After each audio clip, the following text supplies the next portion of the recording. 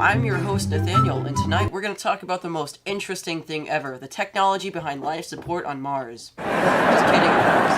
But we are talking about Mars. For the past 2 years, every person around the world has been following Mark Watney's progress on Mars after the rest of his crew, through no fault of their own, left him marooned on Mars to die. Well, tonight we've finally been able to sit down and talk with a few people involved in his journey, as well as Watney himself. This first person, Melissa Lewis, was the mission commander for Ares 3, and I'm sure the world wants to hear her story, so come on out, Melissa. How's it going? How was your vacation on Mars? Well, about that, it was great at first. The trip over was fine, but it turns out weather on Mars sucks. Oh, so I've heard. Anyway, just out of curiosity, I've got to know what caused the mission abort. Well, on an Ares mission, it uses 4 different crafts to get us to Mars and back. One to get us into and out of Earth orbit, the Hermes, the big ship that takes us to Mars, plus the Mars descent and ascent vehicle. If any of them are damaged beyond repair, there would be no way for us to get back to Earth and complete the mission.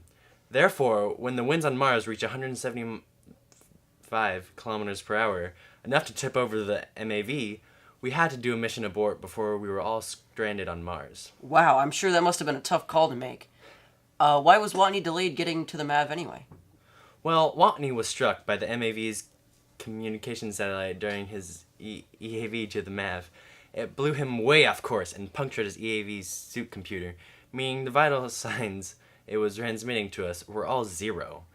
So we had every reason to think that he was dead. All right. Thanks, Melissa. We'll have you back later. Next up, we're going to have the director of NASA, Teddy Sanders. All right. Why, hello, Nathaniel. Great to get out of the office. I bet. So, from what it sounds like, you've been spending a lot of time at NASA for the past 2 years. Yes, once we found that Watney was alive, everyone at NASA dropped what they were doing and made their number one priority to make sure that Watney was alive. It was honestly kind of inspiring seeing everyone come together, even the amazing people at the Chinese Space Agency, and see everyone work together to fix this problem. Wow, you're right. That is an inspiring story. However, also a terrifying one at the same time. What were your first reactions when you learned that Watney was somehow still alive and now marooned on Mars? My first reaction was, how did this happen? We warned Ares 3 several hours before it became a problem that a big storm was coming, one that could potentially force them to abort. Then, after the initial confusion died out, I eventually thought, well, there's no sense in crying over it. So we might as well get to work. And so Ares 3.5 was born. The way I see it, if we would have given up on Watney, not only would that make NASA look bad, but it would also have been the beginning of a change in spaceflight. So far, no one's ever died outside of Earth's atmosphere. And that's because people care. Care enough not to say, well, 1,000 people die in car accidents every year, and this is just one person, so it doesn't make that much of a difference. Thus, we do everything humanly possible to keep our astronauts safe and don't take huge unnecessary risks. Wow, a very touching speech, like usual, Teddy.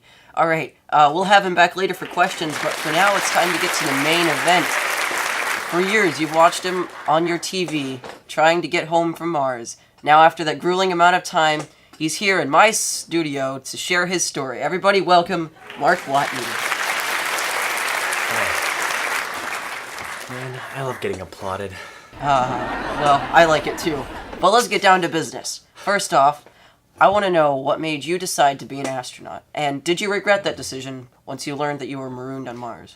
That's a funny story, actually. I initially applied as a joke because, you know me, I can't take anything seriously. But then I got accepted. God knows what they saw in me.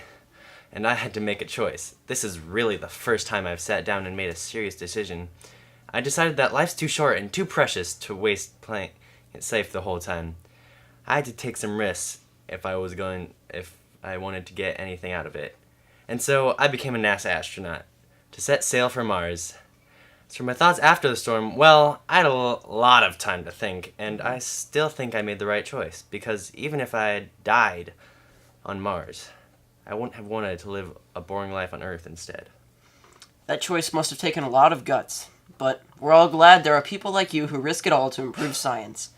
Now, that being said, it's very obvious that you're not a very serious person, as you just said, and NASA confirmed that by announcing to the public that you tend to use some choice language in your communications with Mission Control. Oh yeah, they said that. Well, let's explain why. First off, panic and fear are very simple and primitive emotions. Astronauts try to avoid experiencing them because they lead to rational thinking and increase the heart rate, forcing the astronaut to burn through clean air. My method of avoiding panic and anxiety is comedy. I make jokes all the time, to keep my spirits up and to keep me from thinking too much about bad things, you know? So, hate on it if you want, but I have my reasons and it works. Alright, well that's all we have time for now, but don't go anywhere. Right after the break, we'll have the whole group up here to answer your questions.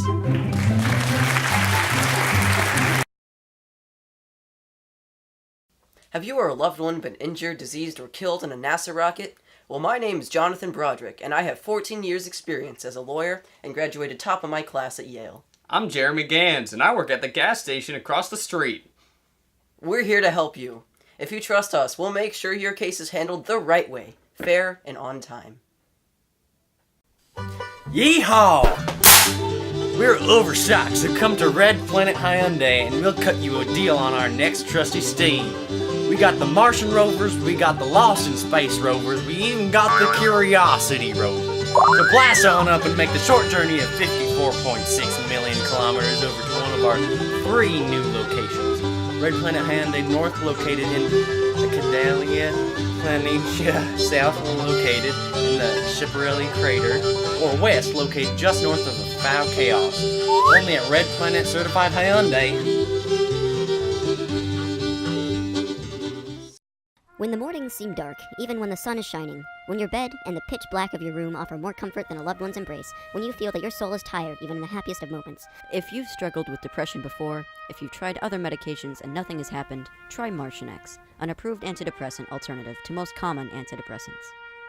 Independent studies have shown that Martianex's unique ingredients, originally found on the surface of Mars, stimulate the brain's neurotransmitters more gently than the typical antidepressant.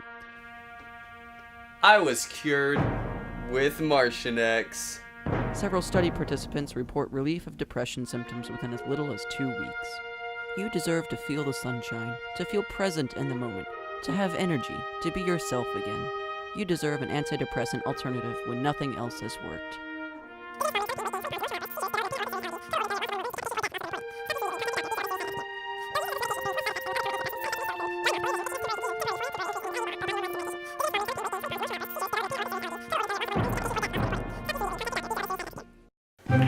Hello and welcome back to the Late Evening Show. We're back and this time we've got everyone here to answer your questions. But first, just so I can get the story straight, I've heard that there is a bit of a discrepancy between the book that Andy Weir published and the film based on that. So would any of you guys care to explain that? Sure. I think that the main difference is that the book format is capable of being scientifically accurate, where the movie took a few creative liberties to tell a better story. Yes, I was going to say that in order for the movie to profit off of the huge budget they put into the movie, they had to make a more interesting story, not bore everyone with a bunch of science, but the book is able to have more of nitty-gritty details about it because it appealed towards a smaller audience. Well, that's some great insight. Now we finally got a few questions from the Twitter community. This first one is from Donald Trump. It asks, "Can't wait to talk with my friends at NASA. Together we're making Earth great again. Hashtag Ask Mark Watney. Hashtag President of Earth." Well, that isn't really a question, but, I mean... I enjoyed speaking with you too, Mr. President. Alright, next question, I guess. This one comes from @EverydayAstronaut for Commander Lewis. It says, was it an easy decision to turn back towards Mars and spend another 500-some days in space? Hashtag Ask Mark Watney. Well, spending another year in space without seeing my family was definitely not fun. But, and I'm sure I speak for the entire crew here, I would have done it in a heartbeat to save Watney. Well... Thanks for that, Commander. I'm glad you did. Alright, I'm told we're almost out of time. All right, I'm told we're almost out of time, so this will have to be our last question. It comes from one of our regular viewers, Javaris, Jamar, Javaris, and Lamar. It's addressed to Mark and asks, how did you survive if a hole was torn in your suit? Well, I guess it was just a miracle. I landed face down so that the communication antenna that made the hole in the first place was propped sideways and mostly blocked the hole. I always say, never looked a gift horse in the mouth. Well, thanks for that insight, Mark, and thanks to all of the viewers out there. This show wouldn't happen without you. Don't forget to tune in tomorrow night. We'll have an exclusive interview with the inventors of this sport. They like to call it turbo toilets. Have a good night.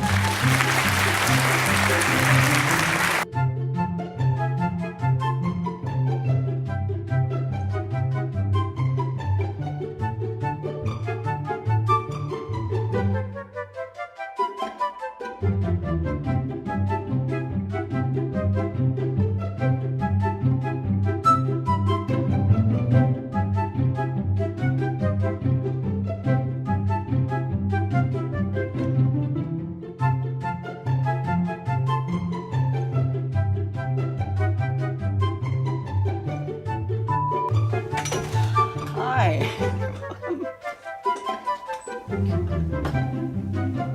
Most interesting thing ever, the technology behind Martian life support. For the past 2 years, many people around the world have been following Mark Watney's progress. Okay, I can't do this, I totally screwed up.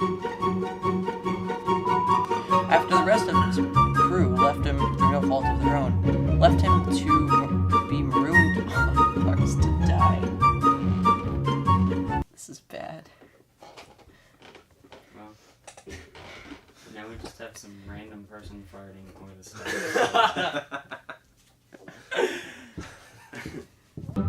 A discrepancy between the book and that Mark. Wait, the book that Mark Weir. It's Andy Weir. Okay. It's Andy!